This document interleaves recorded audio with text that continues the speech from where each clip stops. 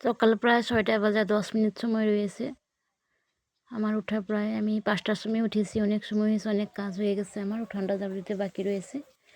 বাপ আর মেয়ে ঘুমিয়ে রয়েছে এখনো। দেখুন অনেক কুয়াশা এখনো।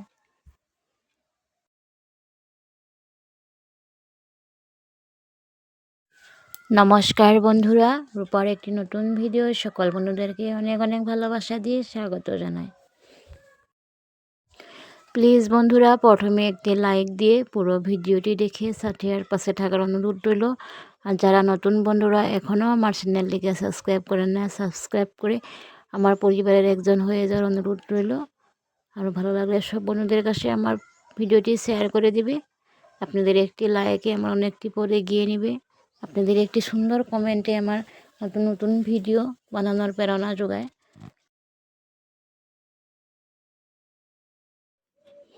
কুয়াশায় ভরা খুব সুন্দর প্রাকৃতিক পরিবেশ দেখুন বন্ধুরা। সকালবেলার এই প্রাকৃতিক সৌন্দর্যটা দেখতে খুবই ভালো লাগে। নীরবতা, পাখির ডাক। আমার শাশুড়ি মা গোয়াল থেকে গরু বের করে বাইরে বেঁধে দিচ্ছে।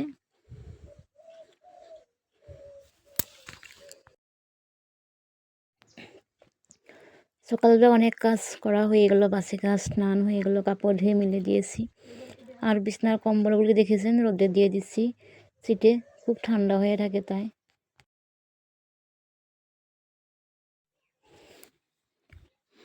ঝাড় দিয়ে দিচ্ছি অল্প, অনেক ধুলো হয়েছে তাই। কম্বলগুলিকে রোদে দিয়ে আমি বিছনাগুলিকে খুব ভালোভাবে তুলে নিব। আমার বিছনা তোলা হয়ে গেছে দেখুন। এই বিছনাটা আমি সুন্দর বাবা আর সুনু ঘুমায়। আমাদের রাজমহল এটাই আমাদের জন্য। দেখেছেন বন্ধুরা, কাঁচা বাড়ি ঘর, খুব ছোট্ট একটা বিছনা, সেটাও শেয়ার করে দিচ্ছি। আর এই বিছনাটায় আমার শাশুড়ি মা ঘুমায়। আমাদের এখন জায়গা খুবই কম, 2টি রুম ছোটো ছোটো। একটা রুমে আমি আমার শাশুড়ি মা সবাই একসাথেই থাকি। আমাদের আরও শাশুড়ির বিছনাটা একসাথে পাশে লাগানো দেখুন। অনেক দিদিভাইরা বেডরুম শেয়ার করে, খুব সুন্দর সুন্দর বিছনা, খুব বড় বড় বাড়ি ঘর। আমাদের তো ওইভাবে কিছু নাই, খুবই ছোটো ঘর, কাঁচা ঘর, খুবই ছোটো বিছনা, খুব একটা স্ট্যান্ডার্ড বিছনাও নাই, কাঠের সামান্য। সেটাই বন্ধুদেরকে শেয়ার করে দিচ্ছি, প্লিজ কিছু মনে করবে না। আমি কম্বলগুলিকে রোদের থেকে নিয়ে এসেছি, এসে যে দেখুন এখন ভাঁজ করে নিব, নাহলে আবার ঠান্ডা হয়ে যাবে। মেয়েটা অসুস্থ রয়েছে বন্ধুরা। মেয়ে এখনও শরীর খুব ভালোভাবে সুস্থ হয়ে ওঠে না। আজকে কয়েকদিন ধরে স্কুলে যাওয়া হচ্ছে না, বাড়িতেই রয়েছে। ভগবান জানে কোন দিন মেয়ে খুব ভালোভাবে সুস্থ হয়ে উঠবে। বিছনা তোলা, ঘর পরিষ্কার করা হয়ে গেছে দেখুন। এই যে ভাত বসিয়ে দিয়েছিলাম, ভাতটা প্রায় হয়ে এসেছে। ভাতটা হয়ে গেলে ভাত খেয়ে নিব। মেয়ে বলছে ভাত খাবো না, আমিই খেয়ে নিব। মেয়েকে অন্য কিছু করে পরে খাওয়াই দিব।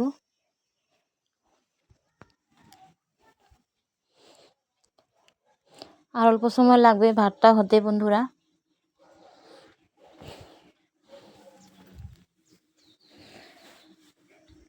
জানি না আমার ফুল ওয়াচ টাইম বন্ধুরা করছে কিনা। আমি খুব কম সময়ের খুব ছোটো ছোটো ভিডিও শেয়ার করছি। প্লিজ বন্ধুরা সবাই যেন পুরো ভিডিওটা স্কিপ না করেই দেখে।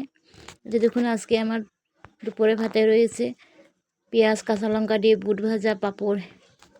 আর অন্য কিছু রান্না করলাম না, মেয়ে অসুস্থ রয়েছে, মনটা খুবই খারাপ। তাই এখন আমি পাঁপড় ভাজা আর পেঁয়াজ ভাজা, এই পেঁয়াজ আর বুট ভাজা দিয়ে, আমরা তো বুট বলি, অনেকে তো এটা ছোলা বলে, ছোলা ভাজা দিয়ে ভাতটা খেয়ে নিব।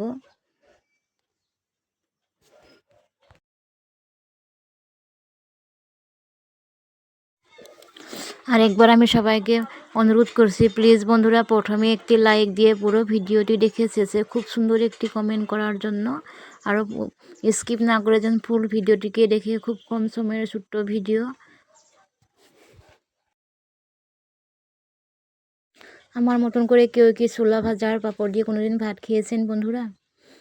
এটা দেখুন বিকালে কমলা চুলে নিয়েছি, মেয়েকে বলছি, মেয়েরও শুয়ে রয়েছে যে কমলা একটু খাও মা। ও বলছে কি খাবো না, একটু খাও। বলছি মুখটা ভালো লাগবে, মুখে স্বাদ আসবে। মুখে তো আর জ্বর হলে রুচি থাকে না না বন্ধুরা। মেয়েকে দিচ্ছি, বলছে মেয়ে শুধু আমি একটি খাবো, এক পিসই খাবো মা, আর বাকিটি আমি খেয়ে ফেলেছি।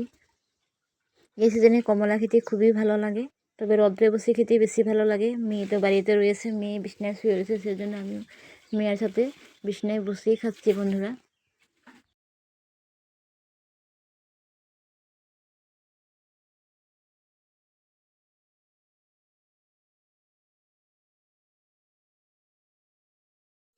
যারা এখন পর্যন্ত স্কিপ না করে ভিডিওটি দেখে যাচ্ছে তাদেরকে অসংখ্য অসংখ্য ধন্যবাদ আমার সাথে আর পাশে থাকার জন্য। সবাই যেন ভালো আর সুস্থ থাকে। যে দেখুন আমি আমাদের সবজি বাগান থেকে সবজি তুলে নিচ্ছি, শাক রান্না করব, তাই শাক রান্নার রেসিপিটাও আমি চেষ্টা করবো বন্ধুদেরকে শেয়ার করার জন্য। মাছ রয়েছে, ভাবছি রাত্রবেলা মাছ দিয়ে শাক দিয়ে খুব কম তেল মশলা দিয়ে রান্না করবো, মেয়েও সুস্থ রয়েছে তাই। লাই পাতা শাক রয়েছে, মূলো শাক আর কয়েকটা মটর শাক সব একসাথে তুলে নিয়েছি। সবাই যেন ভালো আর সুস্থ থাকে। নমস্কার, আর সবাইকে অনেক অনেক অনেক অনেক ধন্যবাদ।